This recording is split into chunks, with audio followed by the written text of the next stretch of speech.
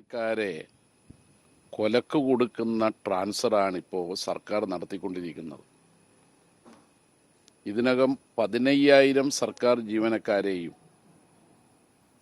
1700 പോലീസുകാരെയും ഫയർഫോഴ്സിൽ അർദ്ധസേനയിൽ ജോലി ചെയ്യുന്ന 700 പേരെയും സ്ഥലം മാറ്റിക്കഴിഞ്ഞു. സ്ഥലം മാറ്റത്തെ തുടർന്ന് കാസർഗോഡ് റവന്യൂ വകുപ്പിലെ സീനിയർ ക്ലർക്ക് ആശാലത ആത്മഹത്യ ചെയ്തു. പോലീസ് സേനയിലെ ഒരംഗം സുബിൻ ലാൽ കോഴിക്കോട് കുറച്ചു മുമ്പാണ് ട്രാൻസ്ഫറിനെ തുടർന്ന് ആത്മഹത്യ ചെയ്തു. ഇന്ന് ദാരുണമായ വിധത്തിൽ ആക്സിഡന്റിൽ പരിക്കുപറ്റി ചൊക്ലിയിൽ ആരോഗ്യവകുപ്പിൽ ഹെൽത്ത് ഇൻസ്പെക്ടറായി ജോലി ചെയ്തു വരുന്ന ദീപ ലേഖ പെട്ടെന്ന് ട്രാൻസ്ഫർ വന്നപ്പോൾ അതിലുള്ള സ്ട്രെസ്സും മറ്റും മൂലം കാർഡിയാക് അറസ്റ്റ് ഉണ്ടാവുകയും മരണപ്പെടുകയും ചെയ്തു. കഴിഞ്ഞ ദിവസം പരിയാരം മെഡിക്കൽ കോളേജിൽ സർക്കാർ അനുകൂല സർവീസ് സംഘടനാ നേതാക്കൾ ഒരു ട്രാൻസ്ഫർ പ്രശ്നത്തിൽ സീനിയർ പ്രൊഫസർ ഡോക്ടർ രാധാമണിയുടെ മേൽ തട്ടിക്കയറിയതിനെ തുടർന്ന് അവർക്കും പെട്ടെന്ന് കാർഡിയാക് ഇഷ്യൂ ഉണ്ടാവുകയും അതിതീവ്ര പരിചരണ വിഭാഗത്തിൽ പരിയാരത്ത് തന്നെ ചികിത്സയിൽ കഴിയുകയുമാണ്. ആൻജിയോഗ്രാം അടക്കം നടത്തേണ്ടി വന്നു. മെയ് മാസം 5-ാം തീയതി NGO അസോസിയേഷൻ നേതാക്കൾ മന്ത്രിസഭാ രൂപീകരണത്തിന് മുമ്പ് ഞങ്ങളിതാ അധികാരത്തിലെത്തിയിരിക്കുന്നു, 102 സീറ്റിന്റെ ഭൂരിപക്ഷം UDFന് നേടാൻ കഴിഞ്ഞിട്ടുണ്ട്, ഇനി ഞങ്ങൾ എഴുതിത്തരുന്ന ട്രാൻസ്ഫറുകൾ നിങ്ങൾ നടത്തണം എന്ന് പറഞ്ഞുകൊണ്ടാണ് ഉദ്യോഗസ്ഥന്മാർക്ക് വിവിധ വകുപ്പ് മേധാവികൾക്ക് കത്തുകൊടുത്തത്. അന്നു മുതൽ ആരംഭിച്ചതാണ് ഈ ട്രാൻസ്ഫർ. മാനദണ്ഡമില്ലാത്ത സ്ഥലം മാറ്റം,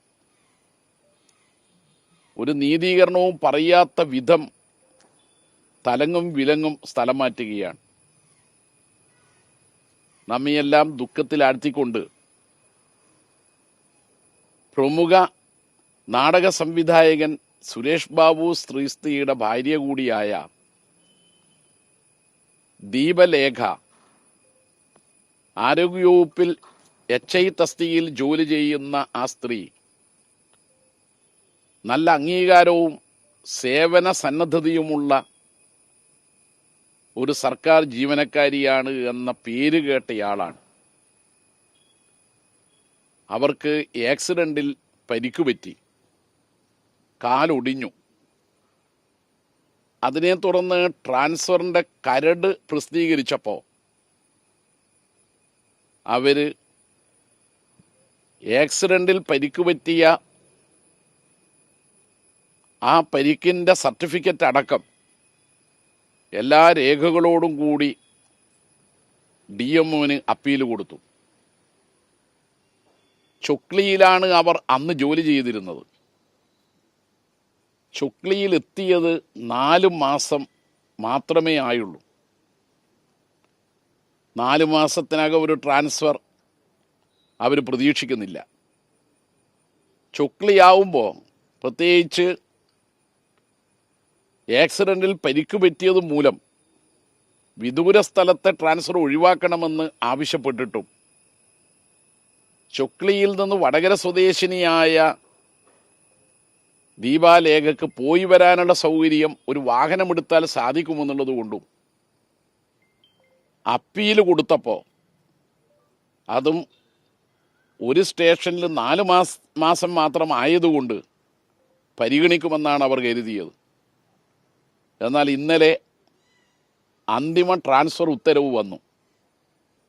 അവരെ ചൊക്ലിയിൽ നിന്ന് പിണറായിയിലേക്ക് സ്ഥലം മാറ്റി. ആ വിഷമമാണ് യഥാർത്ഥത്തിൽ ദീപ ലേഖയുടെ കാർഡിയാക് അറസ്റ്റിന് കാരണം. ആശാലത കാസർഗോഡ് മരിക്കുന്നതിന് കാരണം ട്രാൻസ്ഫർ സൃഷ്ടിച്ച മാനസിക പ്രയാസമാണ്. സുബിൻ ആത്മഹത്യ ചെയ്യാൻ കാരണം 40 കിലോമീറ്റർ അകലെ സ്ഥലം മാറ്റിയതിനെ തുടർന്നുള്ള മാനസിക പ്രയാസം മൂലമാണ്. ഡോക്ടർ രാധാമണിക്ക് കാർഡിയാക് ഇഷ്യൂ ഉണ്ടാവാൻ കാരണം ട്രാൻസ്ഫർ നടത്താൻ വേണ്ടി NGO അസോസിയേഷൻ നേതാക്കൾ ഡോക്ടറുടെ മേൽ സമ്മർദ്ദം ചെലുത്തുകയും ഭീഷണിപ്പെടുത്തുകയും ചെയ്തതിനെ തുടർന്നാണ്.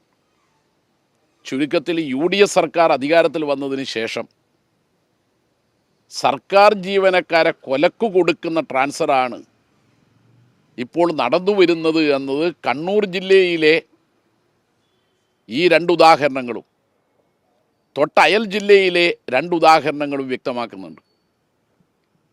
അതുകൊണ്ട് ഇത് സർക്കാർ തിരുത്തുന്നില്ലെങ്കിൽ ജനകീയ പ്രതിഷേധം ശക്തമായി ഉയർന്നു വരിക തന്നെ ചെയ്യും.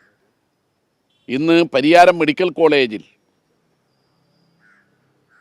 NGO അസോസിയേഷൻ്റെ നേതാക്കൾ ട്രാൻസ്ഫറിന് വേണ്ടി നടത്തിയ ഭീഷണിയും മറ്റും ചൂണ്ടിക്കാട്ടിക്കൊണ്ട്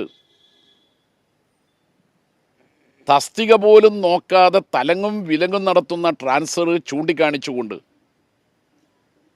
സെക്യൂരിറ്റിക്കാരനെ നേഴ്സിംഗ് അസിസ്റ്റൻ്റായും നേഴ്സിംഗ് അസിസ്റ്റൻറ്റിനെ സെക്യൂരിറ്റിക്കാരനായും യാതൊരു മാനദണ്ഡവുമില്ലാതെയുള്ള ട്രാൻസ്ഫറിൽ പ്രതിഷേധിച്ച് സമരം നടക്കുകയുണ്ടായി. നാളെ ഡോക്ടർമാർ ഒന്നടങ്കം ബാഡ്ജ് ധരിച്ചുകൊണ്ടാണ് ജോലിയിൽ കയറുക. ജനങ്ങളും ശക്തമായ പ്രതിഷേധം പരിയാരത്ത് സംഘടിപ്പിക്കുകയാണ്. അതുകൊണ്ട് സർക്കാർ ജീവനക്കാരെ കൊലക്കു കൊടുക്കുന്ന ട്രാൻസ്ഫർ നടപടിയിൽ നിന്ന് സർക്കാർ പിന്തിരിയുക തന്നെ വേണം. ഈ കോൺഗ്രസ് അനുകൂല സർവീസ് സംഘടനകൾ നടത്തുന്ന ഈ സമ്മർദ്ദത്തിന്, രാഷ്ട്രീയ പകപോക്കലിന് സർക്കാർ പൂർണ്ണമായും വഴങ്ങുന്നു, ഒരു മാനദണ്ഡവും പരിഗണിക്കുന്നില്ല എന്ന് തന്നെയാണ് വിമർശനം. 5-ാം തീയതി മുതൽ NGO അസോസിയേഷൻകാർ കൊടുത്തിട്ടുള്ള കത്തുകളാണല്ലോ ട്രാൻസ്ഫറിന് ബന്ധപ്പെട്ട ഉദ്യോഗസ്ഥ മേധാവികൾ ഉപയോഗിച്ചത്. അവരെ സമ്മർദ്ദത്തിലാക്കുകയാണ്, ഭീഷണിപ്പെടുത്തുകയാണ്. സർക്കാർ മാറി.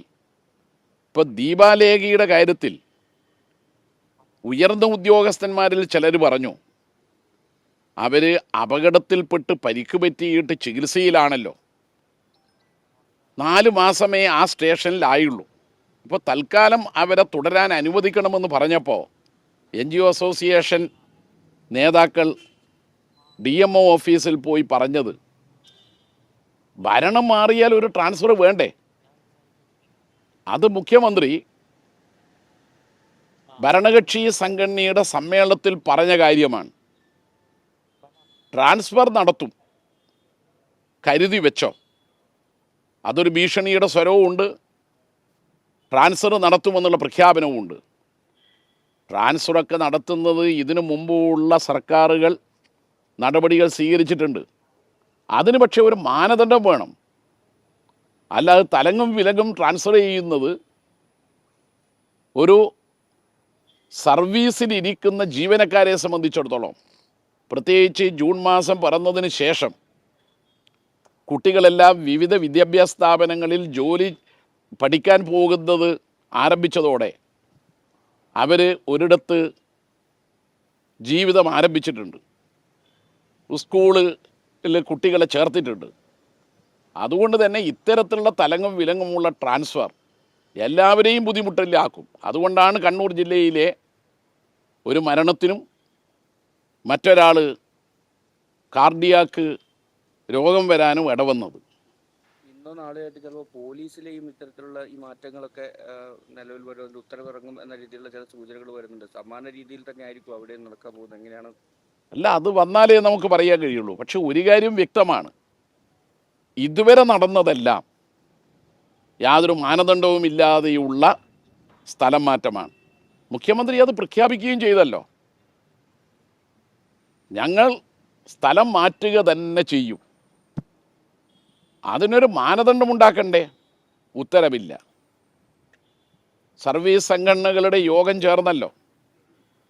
അവർ കൂട്ടായി സർക്കാരിൽ റെപ്രസെൻ്റ് ചെയ്തല്ലോ തലങ്ങും വിലങ്ങുമുള്ള ട്രാൻസ്ഫറുകൾ മാറ്റാൻ വേണ്ടി.